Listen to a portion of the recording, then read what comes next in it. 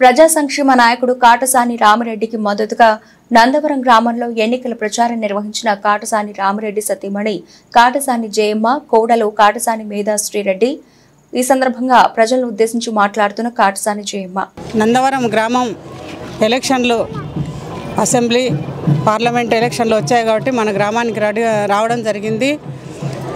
నందవరం గ్రామంలో ప్రతి ఇంటికి ప్రతి గడపకు మేము ఓటు వేయమని అడుగుతూ ప్రజలందరినీ కలుస్తూ ఉన్నాము।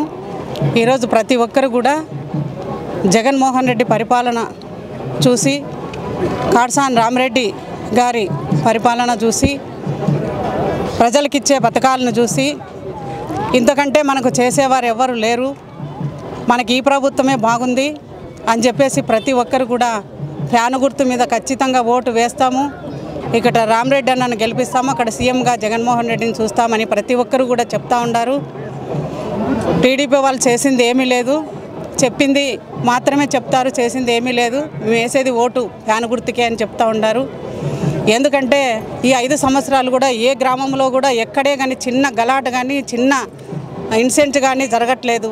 కాటసాని రామిరెడ్డి గారు కానీ జగన్మోహన్ రెడ్డి గారు కానీ కులమత భేదాలు లేకుండా ప్రతి ఒక్కరికి గవర్నమెంట్ పథకాలు అందజేస్తూ ప్రతి ఒక్కరిని కూడా దగ్గరికి తీస్తూ రామిరెడ్డి గారు ప్రతి గ్రామము తిరుగుతూ గ్రామానికి ఏమి కావాలి, ప్రజలకు ఏమి కావాలి అని చెప్పేసి ప్రతి ఒక్కరికి కూడా పలకరిస్తూ చేస్తూ ఉన్నారు। కాబట్టి ప్రతి ఒక్కరూ ఈరోజు ఖచ్చితంగా కాటసాని రామిరెడ్డి గారికి ఓటు వేయించి ఖచ్చితంగా అధిక మెజారిటీతో బనగానపల్లె నియోజకవర్గం తీసుకొస్తామని చెప్తా ఉన్నారు।